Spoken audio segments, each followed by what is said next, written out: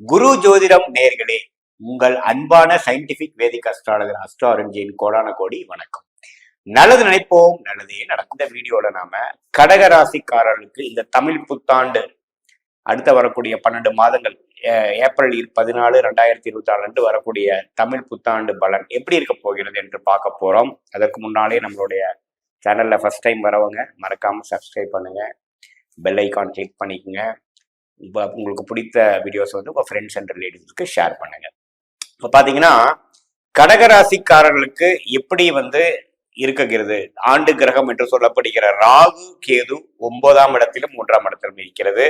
சனி வந்து 8ஆம் இடத்திலிருந்து அஷ்டம சனி தாக்கத்தை தொடர்ந்து கொடுத்துட்டு இருக்க போகிறார். அதுல எந்த விதத்திலையும் மாற்றம் இருக்க போறதில்லை. ஒரே ஒரு மாற்றம் என்ன நடக்க போகுதுன்னு பாத்தீங்கன்னா, குரு 10ஆம் இடத்திலிருந்து 11ஆம் இடம் என்று சொல்லப்படுகிற லாபஸ்தானத்துக்கு மே 1ஆம் தேதி, அதாவது தமிழ் வருட பிறந்து 16 நாட்களுக்கு அப்புறம் 11ஆம் இடம் என்று சொல்லப்படுகிற லாபஸ்தானத்துக்கு இடம் பெறுகிறார். இந்த பயிற்சி மற்றும் மற்ற கிரகத்தின் அமைப்பெல்லாம் வைத்து பார்க்கும் பொழுது கடகராசிக்காரர்களுக்கு இந்த 12 மாதங்கள் எப்படி இருக்க போகுதுன்னு பார்க்கும் பொழுது, இதுவரை அஷ்டம சனி தாக்கத்தில் இருந்து அவதிப்பட்டு கொண்டிருந்த கடகராசிக்காரர்களுக்கு சற்று ஒரு நல்ல ஒரு கதவு திறந்தது அப்படிங்கிற மாதிரி ஒரு நல்ல ஒரு பெனிஃபிட்டும், நல்ல ஒரு ஓப்பனிங்கும், நல்ல ஒரு ரிலீஃபும் கொடுக்கக்கூடிய ஒரு அமைப்பு கொடுக்குதுங்க. இது வரைக்கும் மன சஞ்சலமும் இறுக்கமான ஒரு சூழ்நிலை இருந்தவங்களுக்கு அப்பாடா ஏதோ ஒரு விஷயம் பரவாயில்ல, ஒரு பிரச்சனை சால்வ் பண்ணிட்டோம், ஒரு தன்னாவே விலகிருச்சு, இப்ப இருந்து கொஞ்சம் சில விஷயத்த சமாளிச்சுக்கலாம் அப்படிங்கிற ஒரு நல்ல ஒரு தைரியத்தையும் உத்வேகத்தையும் கொடுக்கக்கூடிய ஒரு குரு பயிற்சி மே 1ஆம் தேதி கடகராசிக்காரர்களுக்கு கண்டிப்பாக உண்டு. பட் என்னதான் குரு 11ஆம் இடத்துக்கு வந்தாலும் அஷ்டம சனி தொடர்ந்து அடுத்த ஒரு வருடத்துக்கு இருக்க போகிறது என்பதை நீங்கள் உணர்ந்து கொள்ள வேண்டும். அது என்ன பண்ணும் அப்படின்னா, எல்லா விஷயத்திலையும் கொஞ்சம் கேர்ஃபுல்லா தான் இருக்கணும் நம்ம பேசுற பேச்சு. ஏன்னா சனி 2ஆம் இடத்தையே பாக்குறாரு இல்லையா. அதே சமயத்துல வாக்கு, நம்ம சொல்ற வாக்கு பேச்சு தன விஷயத்துல பாத்தீங்கன்னா ஒரு இறுக்கமான சூழ்நிலை கொடுக்கும். நம்ம ஒரு கேஷ்ல வந்து ஃப்ரீயாவோ நம்ம வந்து ஒரு பெஸ்ட் பார்ட் ஆஃப் அவர் லைஃப்பை வாழ்ற மாதிரி ஒரு உணர்வையோ ஒரு சுச்சுவேஷனையோ கொடுத்துறாருங்க. ஒரு இக்கனாவோ கொடுக்கக்கூடிய அமைப்பு இருக்கு.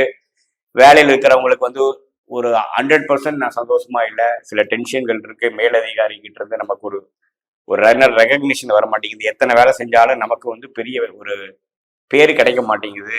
அதிகமான வேலை பளு இருக்கு, வேலைக்கு தகுந்த ஊதியம் இல்லைங்கிற மாதிரி ஒரு விஷயம் தொடர்ந்து இருக்கதான் செய்யுது.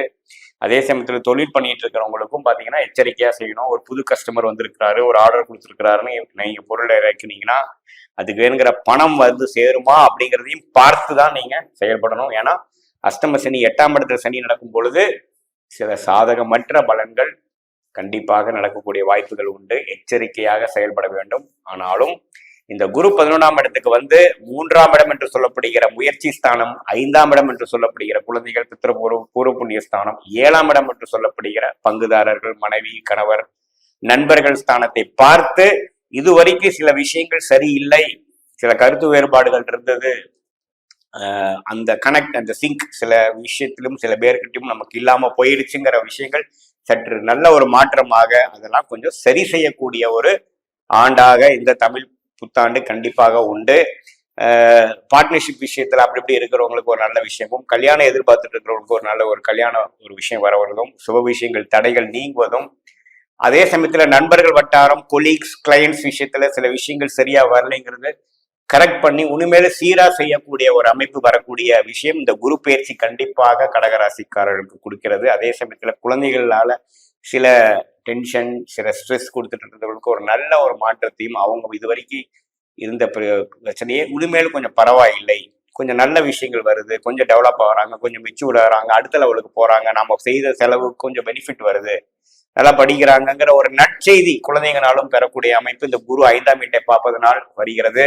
அதே சமயத்துல முயற்சி அதிகமா செய்ய முடியல, லெஃப்ட்டும் போக முடியல, ரைட்டும் போக முடியல, ஸ்ட்ரைட்டும் போக முடியல, பேக்கும் போக முடியல, ஒரு இக்கட்டான ஒரு சூழ்நிலையில கடந்த ஒரு வருடமாக மாட்டி இருந்த கடகராசி அன்பர்களுக்கெல்லாம் பாத்தீங்கன்னா ஏதோ ஒரு டோர் ஓப்பன் ஆகி அதிக முயற்சி செய்யக்கூடிய ஒரு ஸ்கோப், நம்ம சார் சம்திங் டு டூ, ஏதோ நம்ம முயற்சி சில செய்து சில பெறக்கூடிய அமைப்பு நமக்கு வந்திருக்கு, கையில சில ஆப்பர்ச்சுனிட்டி வந்திருக்குது அப்படிங்கிற மாதிரி சில விஷயங்கள் உண்டுங்க. மாணவர்களுக்கும் கொஞ்சம் இது வரைக்கும் மன உளைச்சலும் ஒரு கான்ஃபிடென்ஸ் இல்லாத ஒரு தன்மையும் போகி இனிமேல் நம்ம ஜெயிச்சிடலாம், ஓரளவுக்கு நமக்கு மெமரியில வருது, நம்ம ரெமம்பரன்ஸ் வருது, நம்ம கான்ஃபிடென்ட்டா நம்ம இந்த எக்ஸாம்ஸ் கிளியர் பண்ணி அடுத்ததுக்கு போலாங்கிற ஒரு மன உறுதியை கொடுக்கக்கூடிய ஒரு ஆண்டாகவும் இந்த 2024 தமிழ் புத்தாண்டு கடகராசிக்காரர்களுக்கு கண்டிப்பாக உண்டு. இல்லத்தரசிகளுக்கும் பார்த்தீங்கன்னா இந்த பெற்றோர்களுக்கு பார்த்துக்கிறதும், நம்மளுடைய இன்லாஸ், நம்ம கணவரோட பேரண்ட்ஸை பார்த்துக்கக்கூடிய ஒரு கூட்டு குடும்பத்தில் இருக்கக்கூடியவங்களுக்குலாம் ரொம்ப ஒரு சலிப்பான ஒரு மன உளைச்சல் உள்ள நாள் ஒரு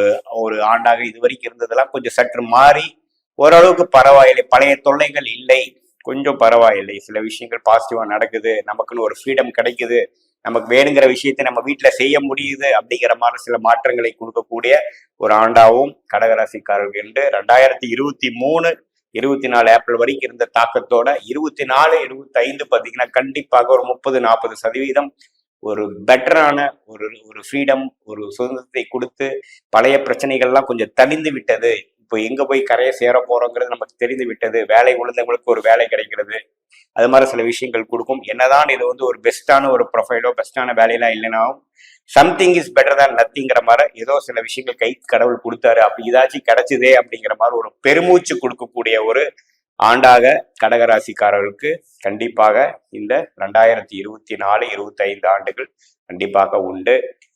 என்னதான் இருந்தாலும் அஷ்டம சனி நடப்பதனால் பொறுமையாகவும் கவனமாகவும் வண்டி வாகனத்தில் எல்லா விஷயத்திலையும் கொஞ்சம் அக்கறையோட செயல்படுவதனால் இந்த ஆண்டை நல்ல ஒரு ஆண்டாக நம்ம கழித்து அடுத்து வரக்கூடிய 25 அருமையான ஒரு அறுவடை செய்யக்கூடிய ஆண்டாக நாம கொண்டு போகலாம். மீண்டும் மற்றொரு காணொலியில் சந்திப்போம். நன்றி, வணக்கம்.